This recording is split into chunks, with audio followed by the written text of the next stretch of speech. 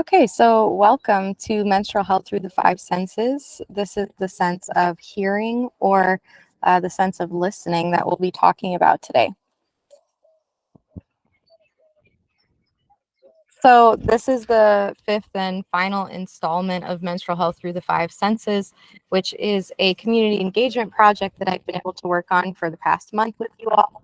And in it, we've talked about each week a different sense and how that sense relates to body literacy, how we use each sense to understand our menstrual cycles, and how we can actually chart that and graph that if we so wish to gain more of that deeper knowledge about ourselves. So we've done sight, touch, smell, taste, and now we're at the last chapter here, which is called hearing or listening.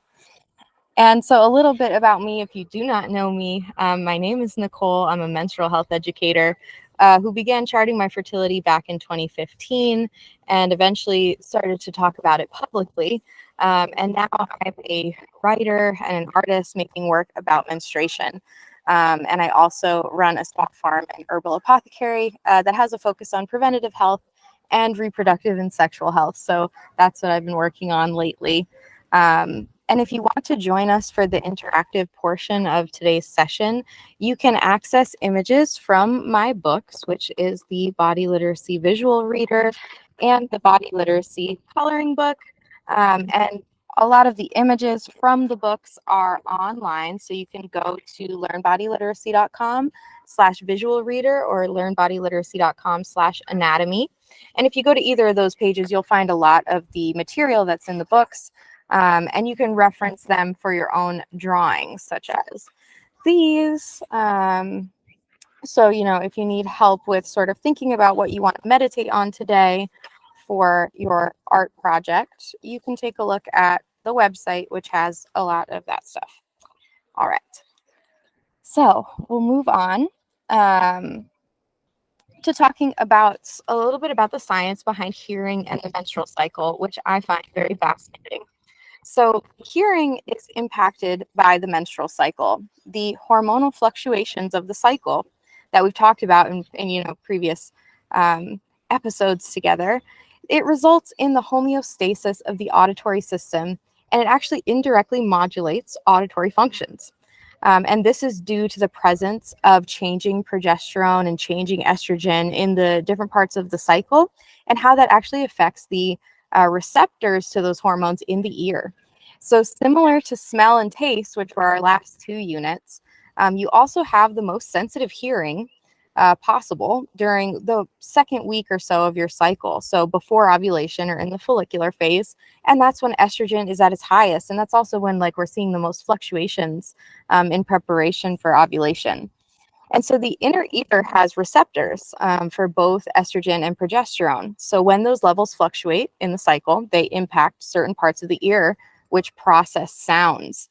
And so hearing seems to be, at least the way that the science is going. Of course, this is all ongoing. We're still learning about this. But hearing is supposedly least sensitive in the premenstrual phase when progesterone levels are high, and also in the menstrual phase when both progesterone and estrogen levels are very low. So most of the hearing sensitivity and fluctuation seems to occur in the follicular phase. And so you can see here, if you're joining us from Google Meet, you can see here that there's a diagram of the inner ear. And mainly we're talking about the sort of the place where the auditory sounds are getting processed, right? So all the way in the inner ear in this place called the cochlea. So the cochlea has hormone receptors in it. And what the cochlea is a hollow spiral-shaped bone in the inner ear that is essential to the sense of hearing and participates in the process of auditory transduction, which is when sound waves are transduced into electrical impulses that the brain then interprets as individual frequencies of sound. I'm not an expert on how the ear works, but I do find this part super interesting because why are these supposed sex hormones in the ear? And in fact, they're all over the body. So that's what I was getting at when I first wrote the book Fertility Awareness Through the Five Senses, because I knew that there was sort of more to the story with what these sex hormones were for and where they were going. And so changes in the concentration of estrogen and progesterone during the different phases of the cycle affect the homeostasis of the inner ear and the auditory sensory processing.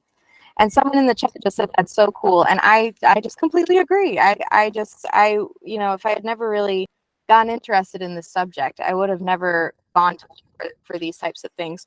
Or I just think it's really nice to see what connections can be made when we do know about these things. And there's a little bit of knowledge about hormone replacement therapy with estrogen and hearing. And so studies looking at hormone replacement therapy with estrogen found that women reported increased hearing sensitivity while using it. And so some studies have concluded that estrogen, and in the case of the menstrual cycle, it's regular cyclical presence during, the follicular phase when it's rising to its peak, that may provide otoprotective or protective to the ear effects on the auditory system over, the course of the lifespan, protecting the sensitivity and the health of the ear.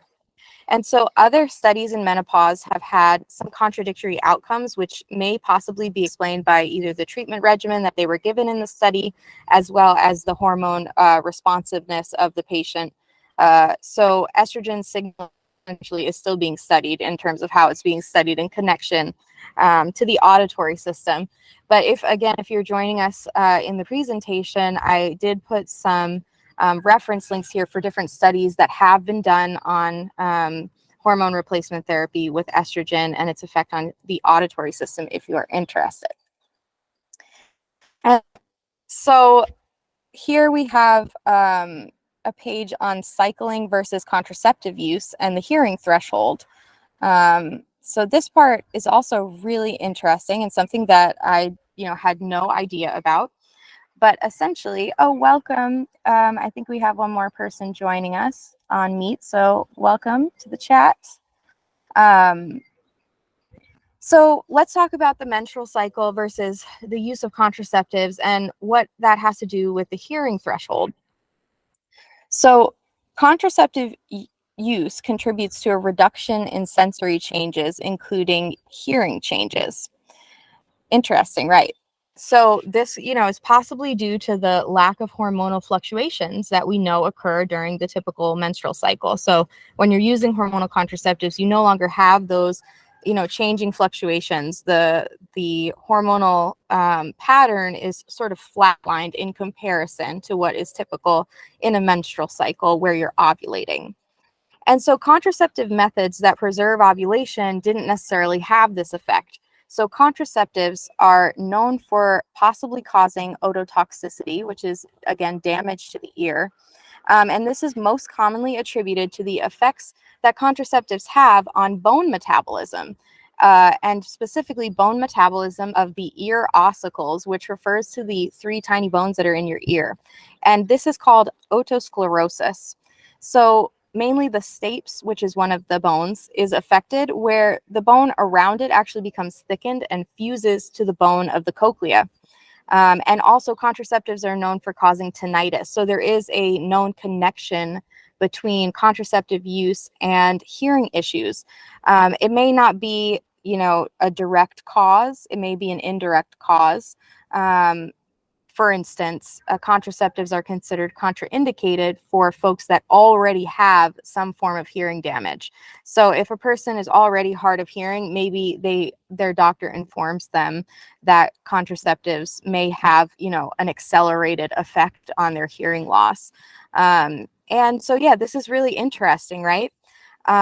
Especially the connection between bone loss, because we know that contraceptive use also affects the bones. And so it's interesting that these really sensitive bones inside the ear are also very much affected by disturbance to the cyclical changes to the menstrual cycle. And also, I wanted to propose this as well, which is when we talk about prenatal planning and someone coming off of birth control, perhaps we can better the otosclerosis outcomes in pregnancy by actually accounting for some recovery time after birth control use. So again, people are usually told to just get off of birth control and then you can go ahead and get pregnant. But otosclerosis is actually known to pop up in pregnancy, not to be caused by pregnancy, but that you're actually at a more vulnerable time for hearing issues when you are pregnant. And this would be if you already had pre-existing issues with your ear. And so I think it's very interesting to think about these other sensory parts of the body that we don't necessarily associate directly with pregnancy, that there can be adverse outcomes from the previous use of contraceptives, and what that means for the hearing threshold. And what the hearing threshold is basically the range of sounds that your ears can hear without any assistance. And so what they were testing was whether people's hearing expanded from using contraceptives or naturally cycling.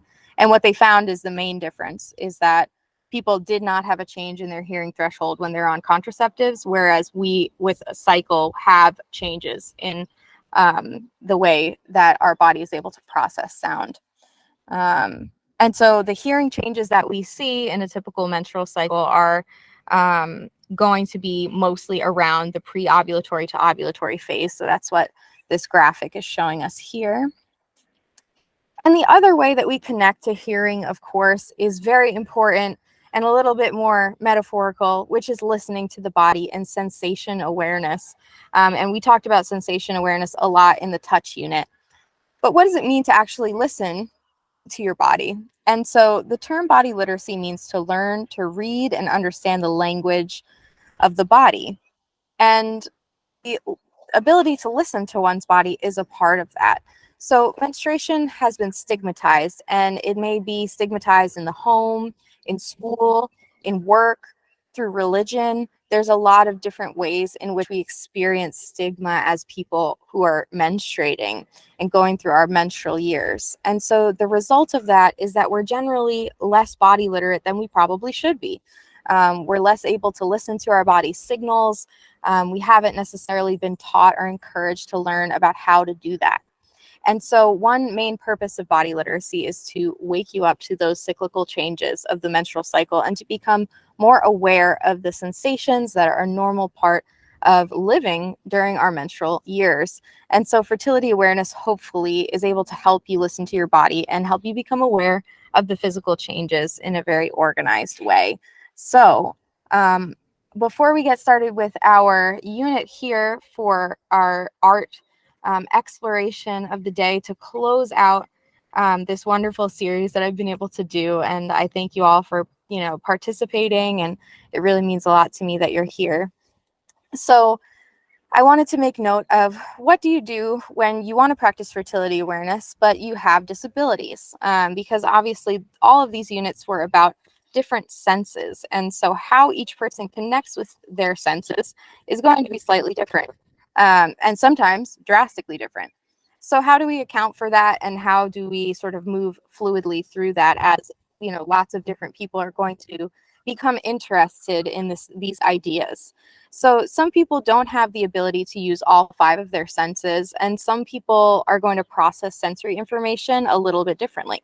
So this does not mean that you can't utilize the principles of fertility awareness and body literacy. So it's not necessarily a barrier to using this method or just to become more body literate.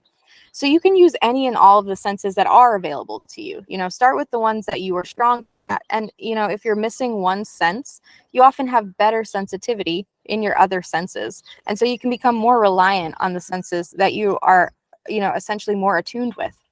And so you can use the powers of observation, observing your fertility signs and sensations, and modifying the suggestions that have been in these presentations about connecting. And so the goal for every person is really to become more aware of the power of their menstrual cycle and how it affects their everyday life. And so everybody's going to enter into that in a very different way. And those are all valid. We're trying to teach people in an organized way. We want people to follow the rules. We want everything to be clear and simple, but sometimes we do need to make accommodations. And the system of fertility awareness is a very dynamic method that I think is able to be modified for people's needs and goals. And so that's a wonderful, thing about it. And so I also really wanted to make note of this particularly because disabled people are some of the most disenfranchised people in regards to reproductive health care. They're dealing all different assaults from all different sides. And so my goal is for the future of fertility awareness, for people who are either practicing it or teaching it, that it puts more power and autonomy in the hands of the disabled community. And I think that that is possible, and that we probably need to continue updating our tools and our methods so that more people can, engage with this work. All right, so how do we use the sense of listening to observe the menstrual cycle? There's hearing changes, of course, that happen. There's cycling for preventative hearing health. So if you maybe have hearing issues in your family, for instance, maybe, menstrual cycling is particularly important to you because it can be protective for your hearing health in the long run.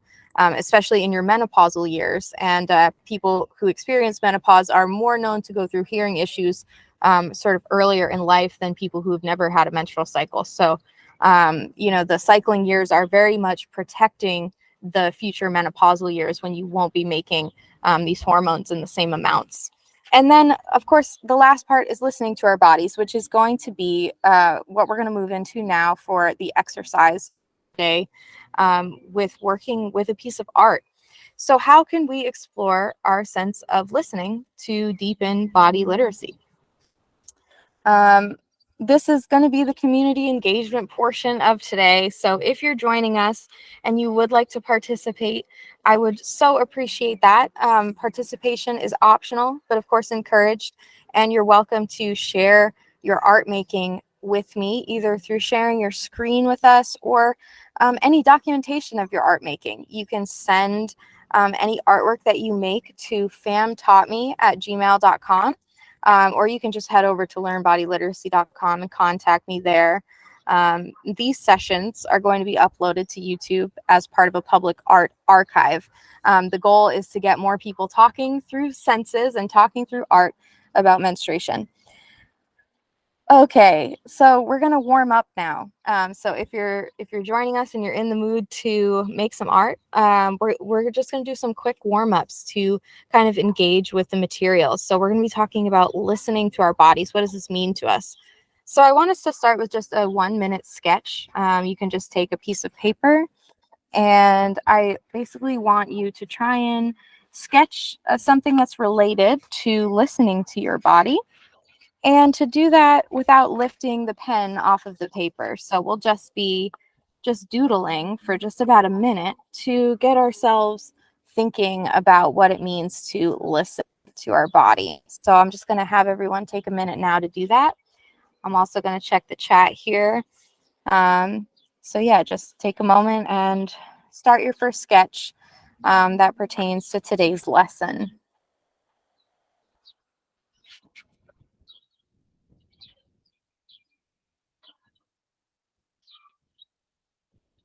Thanks for coming, y'all.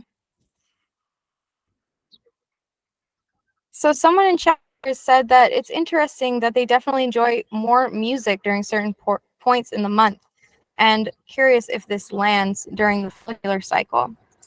Very interesting. Yes, I would love to know more about the impact that it has on our listening to music. I'm sure that this is probably true for me too, but it's something that I've never explored. But I'd be really interested to see over the course of a month if I charted out my music, sort of what I move through in terms of what I'm feeling and like what's moving through my soul, like the frequency of the music and like what I want to be feeling. I feel like I choose music that affirms how I feel. I should probably choose more music that can change my mood, and I think I do sometimes, but more affirming. So I wonder if that is partially mediated by the menstrual cycle. That may be true. So very interesting.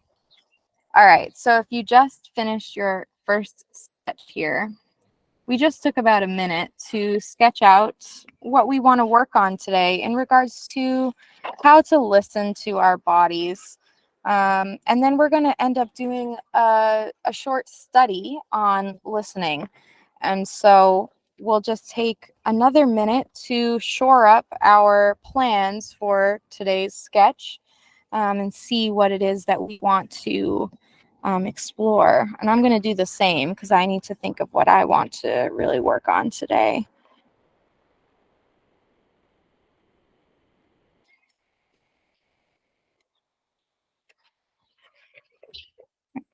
I think I found a good one.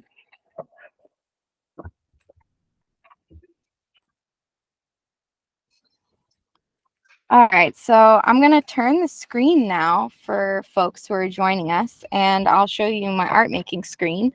And let's see.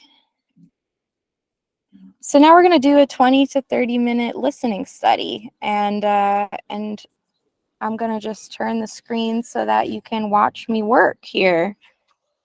All right, I'll check back in shortly when I have worked on my painting, and you all can feel free to jump in as well or just observe. Happy to have you here. So now we're just drawing about listening. We're done with the single sketch. Yeah, is there any area of your body that you particularly feel like you want to listen to more in regards to this topic? Like, did anything come to mind?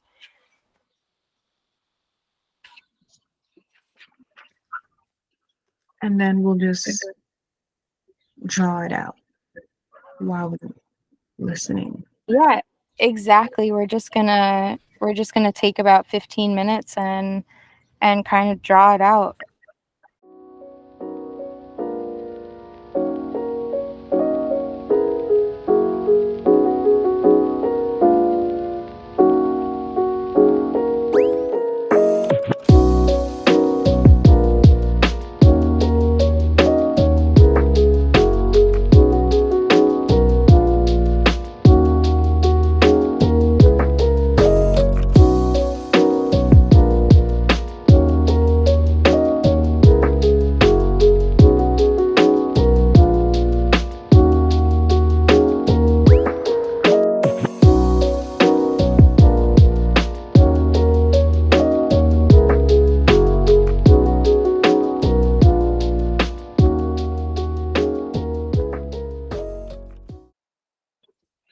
All right, welcome back. I am just finishing up my study, so came to check in on everybody. Hello. You're still with us from live. Thanks for hanging out. Hopefully folks are just working on their drawings. I'm going to let my little painting here dry. This is what I worked on today. This one here, the cervix. And I had worked on this one, a close-up of the cervical crypts in a previous session together. So I thought, why not fill out the page and meditate on listening to the cervix? And listening to the cervix is important to me because, well, I didn't really ever realize my cervix was there, first of all. So that was a huge thing when I learned about fertility awareness, and I learned about cervix awareness. And so that was a huge leap forward for me personally, the things that I learned from it, and how to connect with it, how to touch it, how to understand the changes that come with it, and eventually how to research it and study it and learn a lot more in-depth information about the cervix and the science behind it. So this meditation was about listening to it in a scientific way, listening to it in an intuitive way, like living with my cervix, and also listening to it in a sexual way, in a way where I know that it's there. So I think that all those sort of aspects of the cervix are important. And I have no children, so I don't know how the cervix is used during childbirth, but that is another sort of connection to your cervix that is possible. So I'm just interested in getting to know that part of my body more intimately as time goes on. And it's kept developing, I guess, as I've continued to learn more about it. So the cervix drawing that I did here is from the body literacy coloring book. And basically what I did was I focused on the different types of cervical crypts, and painting them their various colors to show their different uses in the menstrual cycle. So the ones that are at the bottom here are red to show that they create a mucus plug and actually stop the progression of sperm past the cervix during any time that is not fertile. And then the crypts that get activated during the fertile time are more in the mid to upper cervix here, different types of cervical crypts. And I particularly wanted to highlight the blue ones to show sort of how sperm is transported through the cervical canal. And also just like how they have these sort of vertical striations to them that help usher the sperm upwards, but they also have these little pockets, the actual crypts themselves, which are like these very Byzantine, windy looking areas. And why that's important is because they can actually capture and hold the sperm for several days and nourish that sperm and keep it alive in this fertile quality cervical fluid. So it's important to note that you're not just fertile when you're ovulating, you're actually fertile during any time where these cervical crypts are open and active, because they can hold the sperm for later use, so they can expel it when the egg is ready to ovulate. So this is all just very interesting to me, and I wanted to focus on the cervix for my study today. So that's all I've got for you. If anybody else would like to share with us their art, or what they were thinking today in terms of listening to their body, I would love to hear your input. So I'll just open the floor. So, I guess I took well, anyway, I'll just share. So I chose to, and I will show it, but I chose to just do, I guess, a one-line abstract-ish drawing of the whole body, only because I have kind of found for myself in learning about fertility awareness and kind of like going through charting that one way to practice connection for me and listening to all the different parts of my body is to kind of really approach it in a I don't even know if I would say like a holistic way, but I approach it in a way where I'm really sitting and like, I don't know, kind of like existing with all of the things. So for me, that's kind of like writing and moving. So I'll show my thing. It's like super abstract, but I don't know. I'll wait till my camera pops up. If it ever shows up, I don't know. Thank you so much for sharing. Appreciate it. Well, it didn't I can't show the drawing because my camera will pop up. But all Okay. that to say, I drew the body just because I feel like something that I've learned for me, like something that I've realized during this process, is how important just like movement overall is, and being able to like combine that and like write what that feels like along with like the different like phases through the cycle. So that's what I did. And so that's how I feel like I need to, I guess, just overall listen more. Like it's a way I've decided to listen to my body and like learn about all of this. So Amazing. Wow, love to share that. And when you drew the body, sort of, did you focus on gestures, or was there sort of any uh, flow to it or representation, or was it more just like putting together different sort of shapes on the page? yeah, so I really wish my camera was working so you could see, but it's really just like a one line kind of, it looks really fluid, the body does. It's very abstract. So, but it does have a like dancing-ish quality to it, like in the way that it looks like movement wise. And I highlighted, so I used red to highlight around like the hip area, just to kind of like signify like when I am in stages of like the month where like I'm feeling a lot more emotional, like what that movement feels like for that region of my body, like, and how like what it feels like as a release. And then I also drew like a blue like line or like around the throat, like connected to the heart. I drew a little heart in the body, just to kind of like further kind of signify for myself like the expression that I feel when I'm like learning about this and like connecting with myself.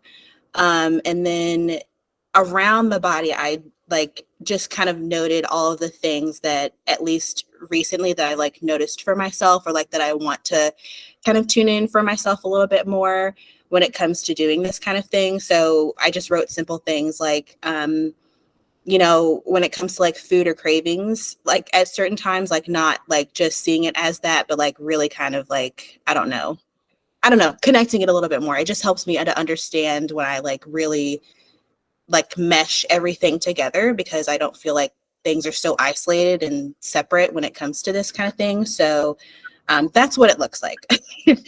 Lovely. I think that's great. It's got fluidity to it. It's also, really from your heart, and I think it was a good meditation for you. Considering everything that you've learned cumulatively. So great, wonderful. Thank you so much for sharing that. That sounds really cool. And if you want to snap a pic and send it to me, I would love to just check it out and see what it looks like. But I'm glad that you had a chance to work on that. Thank you so much for sharing with us, Jasmine. Appreciate it. Would anyone else like to talk about their artwork today? I'll check the chat on IG as well.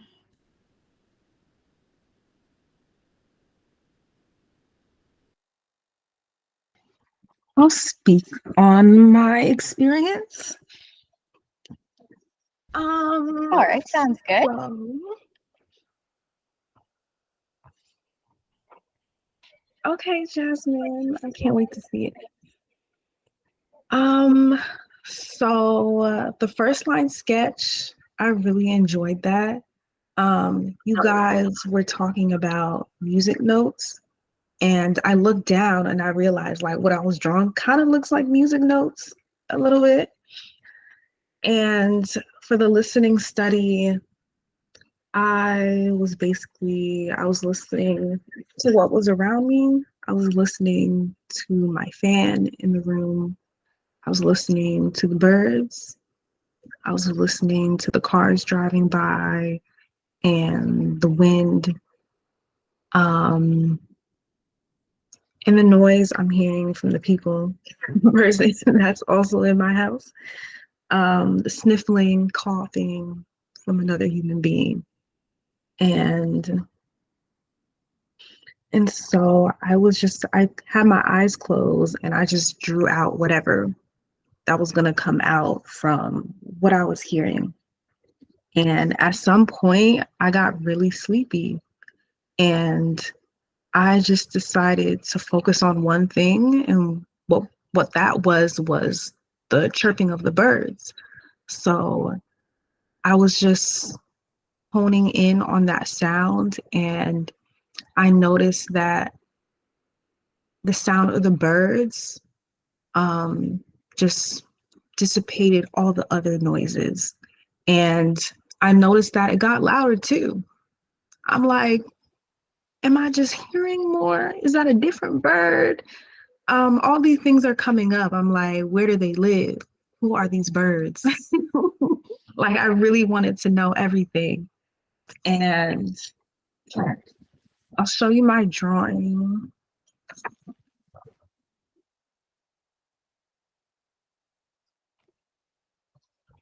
You can see it. I just used a pencil. I don't know if this was the goal of the study, but this is how I interpret it. I don't know if you can see that. Yes. Any way you interpret it is great. I love this. I love how sensory you were, that you were just really right there at the level of your sense, That's wonderful. This one's the single line up here. And you can kind of see the music note influence, especially right here.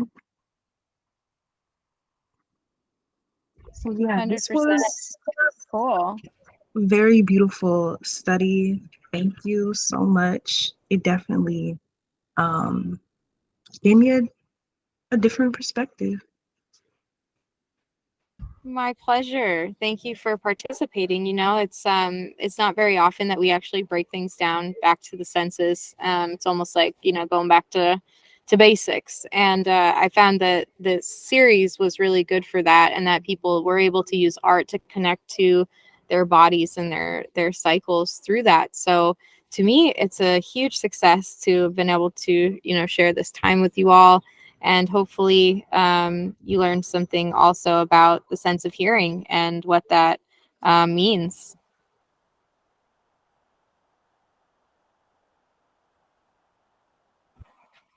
We have Are just you one more suggestion from the chat, so I just wanted to read it out before we close out here.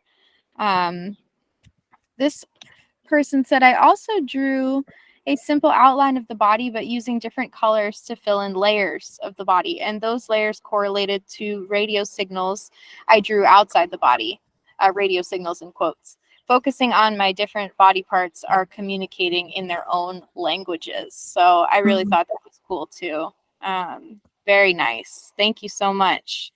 Wonderful comments here.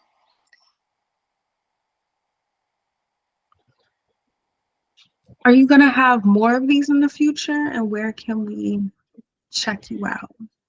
Yeah, I would love to have more of these sessions. This is the last installment of this round of them, but I will probably host it again. And you can find me at Learn Body Lit. Um, at Learn Body Lit is my Instagram and my Twitter account, and I'll always announce any of the free sessions that I have through those accounts, as well as if you become an email subscriber of mine on learnbodyliteracy.com. So you can always find me there. I teach classes, and I also make a lot of free resources as well, such as podcasts and blogs. So if you ever find yourself in need of menstrual assistance, hopefully some of the resources on Learn Body Literacy can help you out. And also just wanted to make mention that everything here in the coloring book and the visual reader, this is all available for free. You can download these images that are contained within on the website on the visual reader page, so learnbodyliteracy.com/visual reader, and on there you can download these images. You can use them in your presentations if you are a birth worker, for instance, and you teach about pregnancy or something, and you want to reference these images of breastfeeding, then you could do that. So that's all available through Creative Commons licensing that I license the images under. So this concludes the last session of Menstrual Health Through the Five Senses. It's been a pleasure working with you all and sharing about the wonder and beauty of sensory input and how it connects with our menstrual cycle. So thank you so much for being here, and I hope that we can connect again soon. Did you create the books? Yeah, I created these two books in 2022. They were released in September of last year. And actually, you can be the first to know, I'm creating an audiobook for them as well. So it's sort of like a walkthrough of each page. So if you wanted to sort of study the book as well as, use it for the art purposes, I am actually going to be working on a audio accompaniment for it. But yeah, these two books were released in 2022, and Fertility Awareness Through the Five Senses was released in 2019. So that's basically what I created the course out of the chapters of my book. So yeah, I've been writing about this in various ways for the past couple years, but this was my first time drawing all of the depictions, because these were ideas that I had for a couple years of just like how difficult it was to get access to images that had more like appropriate detailed imagery. I was finding that a lot of reproductive health images were very basic and lacking a lot of detail, as well as, of course, being overwhelmingly white coded. So there was like lots of images that were just racialized as white for no apparent reason. So I wanted to make resources that, reflected more human diversity. So that was kind of my thinking behind creating visual resources, because I've mostly just created written resources or oral resources. So yeah. Wow. That's amazing. Yes. Thank you so Yes. much. Thank you. Yeah, I'm very proud of this project, and it's helped a lot of people, I think, put menstrual health into perspective through the use of art. So thanks for coming. I really appreciate it. Mhm. Does anyone else have any closing remarks that they want to make before I close up here? I have another question. Yeah, of course. What made you, or like what drove you to want to chart your fertility? Well, I learned to chart my fertility after having a very terrible experience using hormonal birth control. When I had first met my partner in 2014, we started using birth control as our primary mode of contraception. And I had a very difficult experience, both physically and mentally, with it. I also had chronic migraines previous to this. So I already had a health condition that sort of, in some cases doesn't really agree with birth control. So for all of that to say, eventually I had to get off of it because I was not feeling well.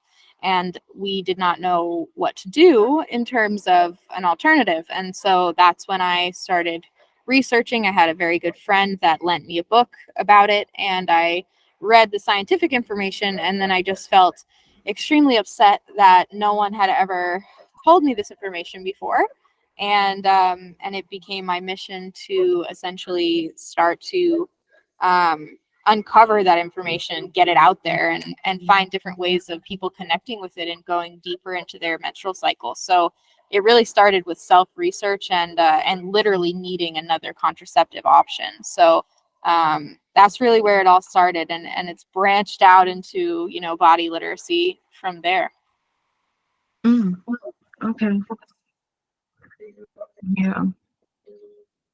Yeah, it's That's been one quite a thing where I don't really want to use contraception because of all the side effects. Yeah, I think it's very, valid. I've had my share of troubles with it, so I understand why people get on it, and I also understand why people discontinue using it, or where it fulfills its purpose, and then where people do want to just get back in touch with their cycle more. And so that's what motivated me to create resources about how to chart your cycle, how to connect with your cycle, and how to live a little bit more autonomously, where you're in more control of the decisions that you're making, and you're not reliant on any outside technology or person or pharmacy or anything like that. So it's really a fruitful process. It takes some discipline and, of course, like a learning curve, but I believe it's totally possible for, most, if not all of us, to obtain this information and then use it for whatever we need. Yeah, this is definitely some purposeful stuff. And Mm-hmm. I feel like it will just help me get out of that thinking that I'm crazy. And it's just my body responding to the hormonal changes, the changes that are happening. Exactly. Yeah, just to have more respect for that's happening.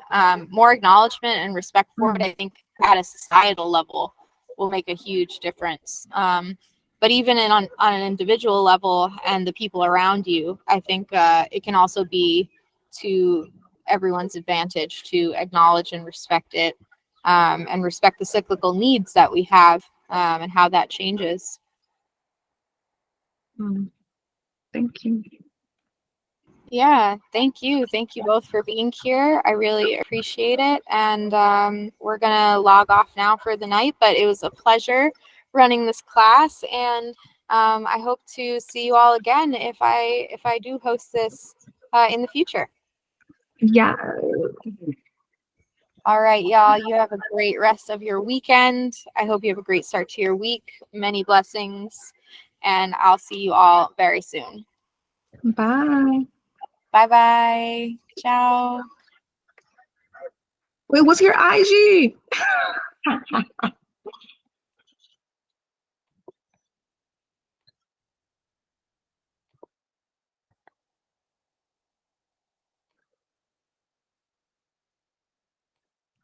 Hello? Is she still here? Are you talking for Nicole? No, I wanted to know what's your Instagram. Oh, sorry. It's let me look because I always forget. I never pay attention to it. It is Jasmine JAASMINE in Bloom. So I'll put it in the chat if you wanna, and I'll just message me and I'll send it to you.